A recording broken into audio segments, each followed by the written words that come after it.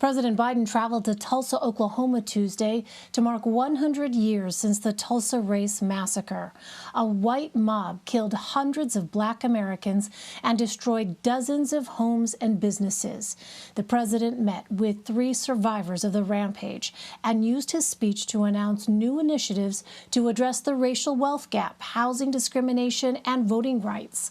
CBS News correspondent Omar Villafranca has the latest. 100 years later, President Biden became the first commander-in-chief to visit Tulsa to honor the victims of the 1921 Race Massacre. For much too long, the history of what took place here was told in silence, cloaked in darkness. But just because history is silent, it doesn't mean that it did not take place. Only with truth can come healing and justice and repair. The president met privately with the 3 known remaining survivors, all centenarians, including 107-year-old Viola Fletcher, who still remembers the terror of the massacre. People running and screaming, and you could hear guns shooting and hear airplanes flying over. 100 years ago, a white mob killed an estimated 300 Black Tulsa residents and burned down more than 30 blocks of Black-owned homes and businesses in the Greenwood district.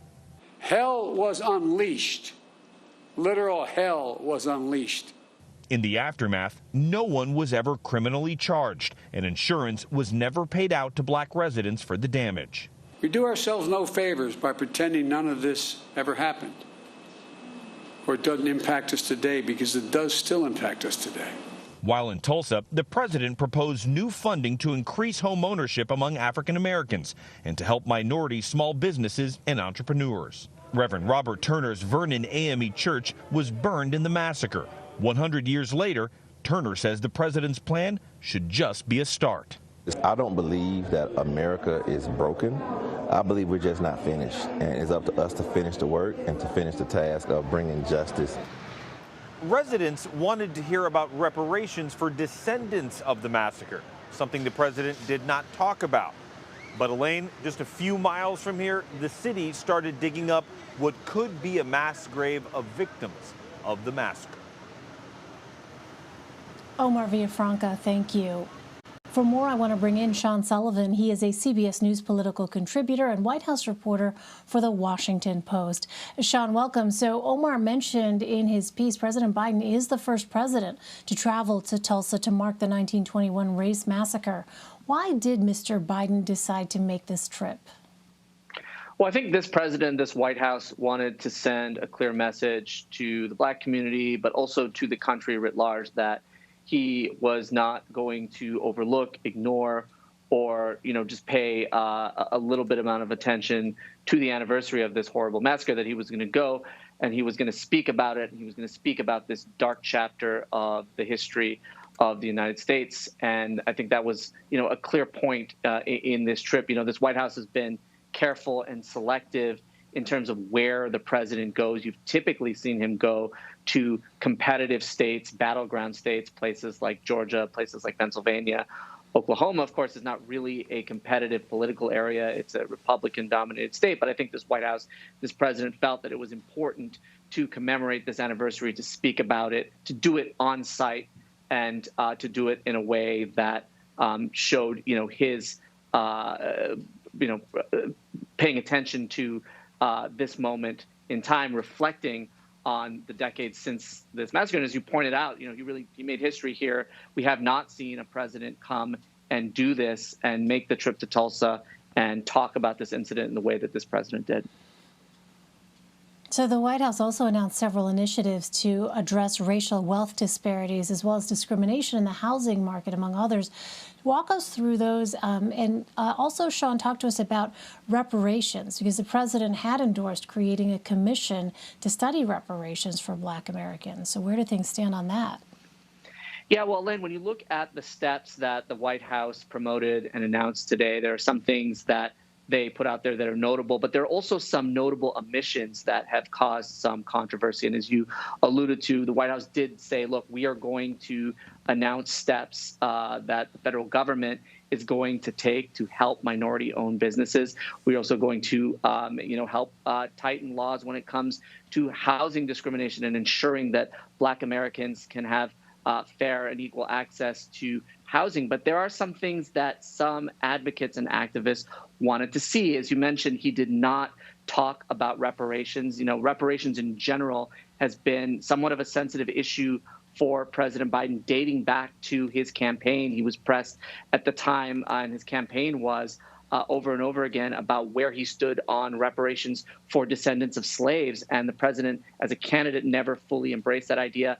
We didn't hear him talk about this or embrace this today when it comes specifically to Tulsa. The White House was pressed about this. They sort of tiptoed around this issue as well. Another issue that came up is you saw the president of the NAACP say that he was dissatisfied that the president's plan does not address the issue of student loan debt, something that he sees as a significant issue in the Black community. So while there were some steps that were lauded, embraced by activists, by African-American leaders, there were some things that Biden clearly didn't do or didn't say that have upset some leaders, and we're seeing some of the repercussions of that today. Well, the president also announced that Vice President Kamala Harris will lead the administration's efforts on voting rights. What is the administration hoping to accomplish, and how does it plan on getting legislation passed when current laws, such as the For the People Act, are stalled in the Senate? Yeah, it's a really tough climb right now for the White House and for Democrats in the Senate. They've got to figure out how they are going to get this legislation passed, and there's no real clear solution at this point, because if they want to pass it under existing Senate rules, they're going to need 60 votes because Republicans are going to resist this. There is just no sign right now, Elaine, that there are 60 votes. There may not even be 51 votes, 50 votes for Senate Democrats plus one in a tie-breaking scenario for Vice President Harris. You have Senator Joe Manchin, who has expressed reservations about the Democratic plan. So even if you got Manchin on board, then what do you do? Do you change the rules? Do you end the filibuster? Manchin and others have showed some skepticism about doing that. So there's really no clear solution right now for this White House about how they're going to tackle the issue of voting rights. And they're under growing pressure to do something. They've taken some steps at the executive level, but the activists I talked to say, look, we need to see more from this White House. We want to see them go further. We're seeing Republicans around the country in Texas, Georgia, Florida, enact these new or try to enact these new restrictive voting laws. What is the White House going to do? Well, one concrete step we've seen the president take today, as you mentioned, is tapping Vice President Harris to oversee it. But I think time will tell exactly what it is she's going to be doing. We saw a statement from her earlier that said she would be talking to the private sector, working with Congress, doing a bunch of different things. But those were all sort of general things, and it's not really clear yet what specifically she's going to do, how she's going to tackle this. And another important thing to keep in mind is this is the second issue that the vice president has received as an assignment from the president that is really, really politically difficult. He's already tapped her to work on issues related to the crisis that we're seeing at the border right now and looking at why it is that migrants are coming from Latin America. Now she's got another issue to deal with. So she's got a really full plate of really, really difficult and politically sensitive, politically challenging issues to deal with right now. And I think we'll find out in the coming months and weeks how she's able to deal with both of these things, in addition to the other things that the president wants her to work on and that she wants to work on as well. Yeah, I mean, you said it. Difficult and politically sensitive is exactly the way to describe those issues.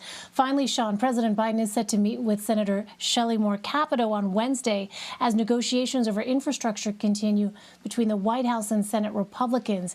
Is the White House actually confident that it can reach a bipartisan agreement at this point? I'm not hearing anybody on either side who's really confident at this point that a bipartisan deal can be reached. We've seen these talks go on for weeks here.